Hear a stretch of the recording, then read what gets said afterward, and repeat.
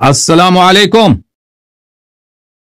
जी वालेकुम सलाम। हसन अल्लाह यारी साहब, खैरियत से हैं?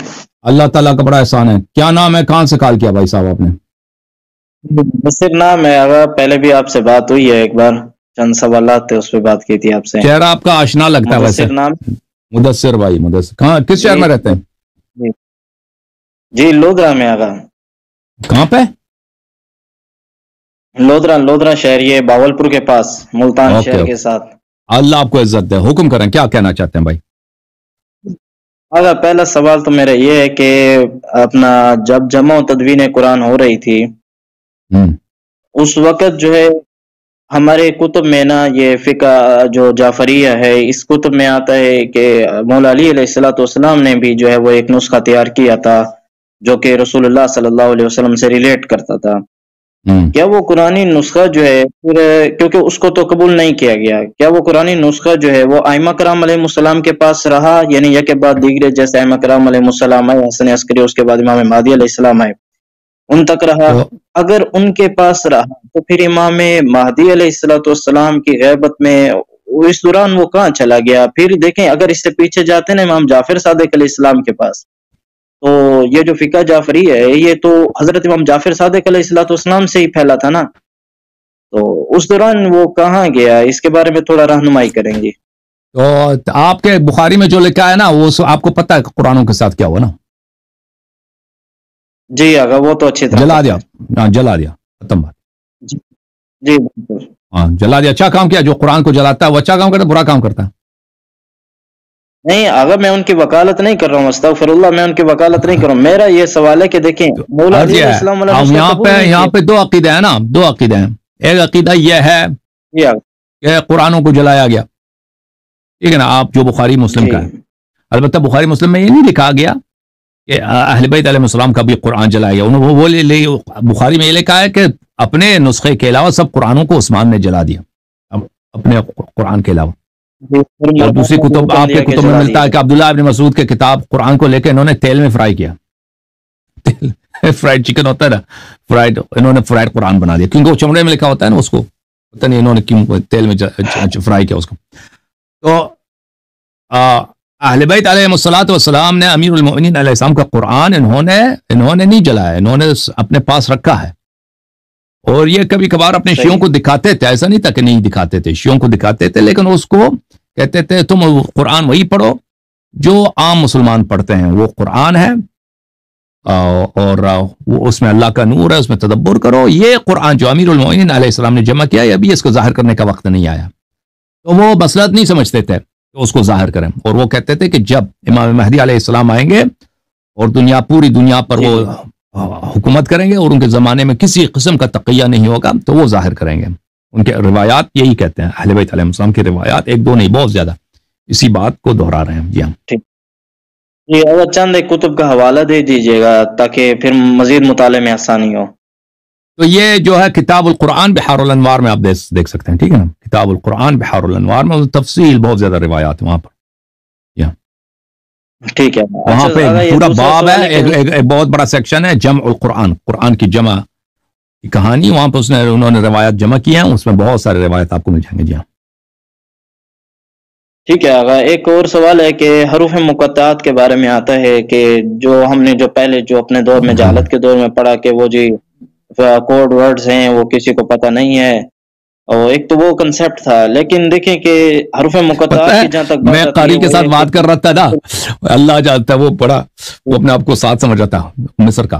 वो मुझे पता क्या कहता है, हुरूफ मुक़त्तात कहता है, पता है आपको क्या? मैंने बोला क्या, कि वो अरबी में मेरे से बात कर रहा था ना, लेकिन वो एक दफा कहता है कि जैसे फुटबॉल का मैच होता है ना, लोग उसमें कहते हैं 1 2 3 1 2 3, इसी तरह कुरान में भी है अलिफ बे, मतलब अलिफ लाम मीम अलिफ। अल्लाह के कसम वो कह रहा है, ये इस तरह है लोगों को शौक दिलाने के लिए कि पढ़ो अलिफ लाम मीम अलिफ लाम।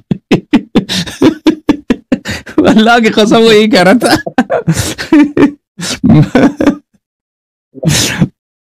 उसने फिर अरबी छोड़ दिया, अल्लाह जानता है, अरबी छोड़ के उसने इंग्लिश में कहना शुरू कर दिया 1 2 1 2 3 1 2 3 कहते हैं इस तरह। जैसे लोग फुटबॉल के मैच में 1 2 3 कहते हैं, तो ये कुरान भी इसी तरह। अगर जी मेरा जो सवाल है ना, वो पूरा सुन लीजिएगा। کہ اللہ تعالیٰ کا حکم ہے نا قرآن پاک آپ کے لیے، اور آپ نے اسے پڑھنا ہے، اس کے مطابق زندگی جو ہے نا بسر کرنی ہے. اور ہم نے یہ کہا گیا کہ اس کا جو علم ہے وہ خدا اور رسول کے علاوہ کسی کے پاس نہیں ہے. جبکہ اگر ہم قرآن پاک کی طرف جائیں نا، قرآن میں ایک جگہ پر اللہ فرما رہا ہے کہ موسیٰ علیہ السلام کو ریلیٹ کر کے کہ وَمَنْ عِنْدَهُ عِلْمٌ مِّنَ الْكِتَابِ، کہ آپ کو کتاب کو کچھ علم دیا، یعنی کتاب سے علم دیا. اور ایک اور جگہ پر اللہ فرما رہا ہے کہ وَمَنْ عِنْدَهُ عِلْمُ الْكِتَابِ، ہم نے آپ کو کل کتاب کا علم عطا کر دیا ہوا ہے. تو پھر کل کتاب میں تو اگر یہ حروف مقطعات بھی آتے ہیں نا، تو پھر جب حروف مقطعات آتے ہیں اور وہ کل کتاب میں آتے ہیں، اور دوسری جگہ پہ اللہ فرما رہا ہے کہ لقد کان لکم فی رسول اللہ اسوۃ حسنہ، کہ آپ کو پورا قرآن جو ہے وہ رسول کی جو زندگی ہے اس سے سیکھنا چاہیے. پھر رسول کی زندگی میں یہ حروف مقطعات بھی آتے ہیں. پھر ان کو امت سے مخفی رکھا گیا ہے، یعنی عام لوگوں تک اس کو نہیں بھیجا گیا یا پہنچایا نہیں ہے، یا ہماری جو ہے نا کمزوری کی وجہ سے ہم تک نہیں پہنچا، یا جو بھی وجہ اس میں نہیں جاتا ہوں. لیکن میں یہ پوچھ رہا ہوں کہ اگر یہ حروف مقطعات ہم عام جو طرح کے لوگ ہیں ہم سے اس کو دور رکھا گیا، اس میں کیا حکمت ہے؟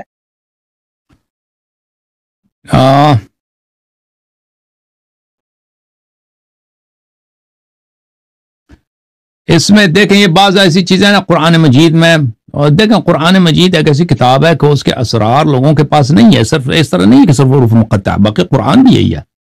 قد نزلنا علیک الکتاب تبیانا لکل شیء، ہر چیز کا بیان قرآن میں. لیکن ہم جب قرآن پڑھتے ہیں نا ہمیں نہیں سمجھ آتی. امام جعفر صادق علیہ الصلوۃ والسلام کی حدیث ہے کہ قرآن میں ہر چیز کا بیان ہے، ولکن لا تبلغه عقول الرجال، قرآن میں ہر چیز کا بیان موجود ہے لیکن لوگوں کی عقل اس تک نہیں پہنچتی. تو یہ چیزیں اللہ کتاب محاسن برقی میں حضرت امام باقر علیہ السلام کی حدیث ہے کہ اللہ تعالیٰ نے قرآن مجید کو اس طرح نازل کیا ہے کہ آمدن اس طرح نازل کیا کہ لوگوں کو سمجھنا ہے. آمدن اس طرح کہ لوگ جب اس کو پڑھتے ہیں اس میں تعقل کریں، تدبر کریں، تو پتہ چل جاتا ہے کہ اس میں بہت ساری باتیں ہیں جو ہمیں نہیں پتہ چلتا. بہت ساری باتیں ہیں کہ ہمیں اس سے پتہ نہیں چلتا. مثلا قرآن ادعا کرتا ہے کہ اس میں تبیان ہر چیز کی تبیان ہے، پھر ہم پڑھتے ہیں تو ہمیں تو نظر نہیں آتی نا ہر چیز کے بیان. الجبرا پڑھتے ہیں، مثلا میتھ پڑھتے ہیں، وہ تاریخ پڑھتے ہیں، وہ قرآن میں اس کو نہیں ملتا. بہت سارے شرعی مسائل قرآن مجید میں نہیں ملتا. وہ حالانکہ یہ کہتا ہے کہ تبیان لکل شیء. تو حضرت امام محمد باقر علیہ السلام فرماتے ہیں کہ اللہ نے عمدن ایسا کیا ہے قرآن مجید کو کہ انسان اگر اس میں تدبر کرے تو اس میں پتہ چل جاتا ہے کہ یہ کتاب جو اس کے ساتھ اس کا معلم ہونا ضروری ہے، تاکہ لوگ چلے جائیں جو قرآن کے امین ہیں، جو قرآن کے وحی کے امانت دار ہیں، وحی کے خازن ہیں، اس کے دروازے پہ چلیں. تو اللہ تعالیٰ نے اس طرح آمدن کیا قرآن مجید میں، ایسی چیزیں رکھی ہیں قرآن مجید میں کہ لوگوں کو پتہ ہو کہ ایک ایسی کتاب ہے کہ اس کے سمجھنے کے لیے اس طرح نہیں کہ تم کتاب پکڑ کے سمجھ جاؤ گے، نہیں. اس کو سمجھنے کے لیے آپ کو ضرورت ہے کہ جن لوگوں سے قرآن خطاب ہے اور جو قرآن کے شریک ہیں، انی تارک فیکم من اخذتم به لن تضلوا بعدی ابدا کتاب اللہ اتتی، جو ثقل ہیں قرآن کے ساتھ، شریک قرآن ہے، ان کے در پہ اپنے آپ کو محتاج سمجھے لوگ. میں وہ حدیث آپ کو دکھاؤں. جی ہاں ایک منٹ، میں وہ حدیث آپ کو، اگر آپ پوچھنا چاہتے ہیں پوچھ لیں، میں وہ حدیث نکالوں گا آپ کو دکھاؤں گا. جی اگر آپ نا یہ آ گیا میں آپ کو دکھا دیتا ہوں. یہ ہے کتاب المحاسن لأحمد بن محمد بن خالد برقی. اس میں یہ حدیث ہے حضرت، صفحہ نمبر ہے یہ 268. یہ حدیث ہے حضرت امام جعفر صادق علیہ السلام سے. میں نے کہا امام باقر علیہ السلام سے، میں نے غلطی کی، امام جعفر صادق علیہ السلام سے.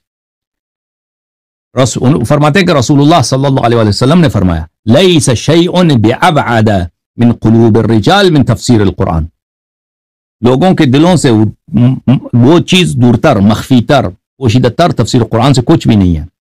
وفی ذلك تحیر الخلائق اجمعون الا من شاء اللہ، قرآن کی تفسیر میں تمام خلائق سرگردان ہیں مگر کچھ لوگ جن کو اللہ نے چاہا کہ سرگردان نہ ہو، ان کو کوئی پریشانی نہ ہو. وَإِنَّمَا أَرَادَ اللَّهُ بِتَعْمِيَّتِهِ فِي ذَلِكَ أَن يَنْتَهُوا إِلَى بَابِهِ وَصِرَاطِهِ. اللہ تعالیٰ نے عمدن قرآن مجید کو پوشیدہ رکھا، قرآن مجید کو معمہ رکھا. اللہ تعالیٰ نے عمدن قرآن مجید کو ایسا بیان کیا ہے لوگ اس میں تدبر تو کرتے ہیں، الفاظ اس کو سمجھ آ جاتی ہے، کچھ سمجھ آتی ہے، کچھ سمجھ نہیں آتی، لیکن اس کے سب معنی پتہ چل جاتا ہے کہ انسان کو اس سے مراد کیا ہے، اس کی طرف اشارہ ہے. یہ لوگوں کو نہیں سمجھ آتی. اللہ تعالیٰ نے عمدن ایسا کیا ہے تاکہ لوگ تاکہ لوگ اللہ کے دروازے کی طرف چلیں. وصراط اللہ کی صراط کی طرف جائیں وَيَعْبُدُوا وَيَنْتَهُوا فِي قَوْلِهِ إِلَىٰ طَاعَةِ الْقَوَّامِ بِكِتَابِهِ تاکہ اللہ کے اقوال کو سمجھنے کے لیے اس شخص کے پاس چلا جائیں تو جو کتاب کا قیم ہے، کتاب کا قوام ہے، کتاب کا خازن ہے، وَالنَّاطِقِينَ عَنْ أَمْرِهِ وہ جو قرآن مجید کا ناطق اسپوکس مین ہے اس کے پاس چلے جائیں۔ اللہ تعالیٰ نے عمدن ایسا کیا اور وہ صرف اہل بیت علیہ السلام۔ جی مزید کوئی سوال ہے؟ جی آقا، اور تیسرا سوال یہ کہ فرعون جو تھا وہ ظالم تھا، اس کے مقابلے میں اللہ تعالیٰ نے موسیٰ علیہ السلام کو بھیجا تھا۔ اس کو بھیجا؟ پھر فرعون جو موسیٰ علیہ السلام کو، موسیٰ کو بھیجا، اس کو پھر عبرت کا نشان بنایا فرعون کو۔ اسی طرح نمرود حضرت ابراہیم علیہ السلام کی مخالفت کی، وہ عبرت کا وہاں نشان بنا۔ لوط علیہ السلام ان کی قوم نے اور ان کی خاتون نے جو ہے ان کے ساتھ جو ہے نا وہ اچھا نہیں کیا تو اللہ نے ان کو بھی عبرت کا نشان بنایا۔ اسی طرح اگر ہم دیگر کفار کو دیکھیں جو بڑے بڑے گزرے ہیں وہ سبھی عبرت کا نشان بنے ہیں، لیکن ان میں کوئی بھی ایک ایسا نہیں تھا جو کلمہ گو ہو، جو انبیاء کرام علیہ السلام کا جو ہے نا وہ کلمہ پڑھتا ہو۔ لیکن اس سے پہلے بھی جو ہے نا قرآن کریم میں آیا ہے کہ جو بنی اسرائیل کے لوگ ہوتے تھے وہ انبیاء کرام علیہ السلام کو قتل کر دیتے تھے۔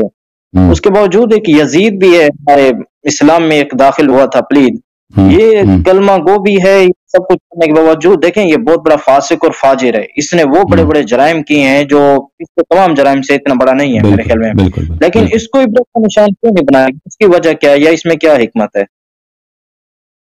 تو سب ظالمین کو اللہ تعالیٰ نے سب ظالمین پہ عذاب نازل نہیں کیا نا۔ اس طرح نہیں ہے کہ دنیا میں جتنے ظالم ہیں ان پہ اللہ تعالیٰ نے عذاب نازل کیا۔ بہت سارے لوگ ہیں جو اپنی موت سے مرے ہیں دنیا میں۔ فرعون بھی ایک آدمی نہیں تھا نا، فرعون بھی بہت سارے تھے۔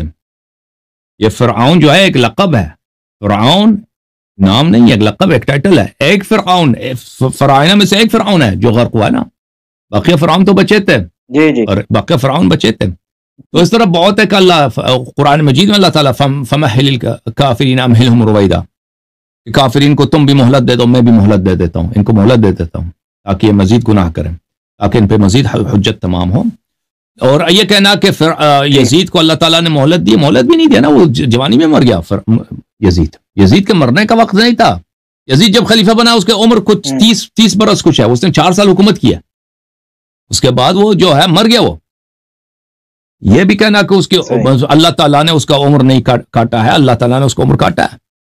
تو دنیا میں بہت سارے ظالم ہوتے تھے، نبی صلی اللہ علیہ وسلم کے دشمن ہوتے تھے جو اپنی طبیعی موت مرے۔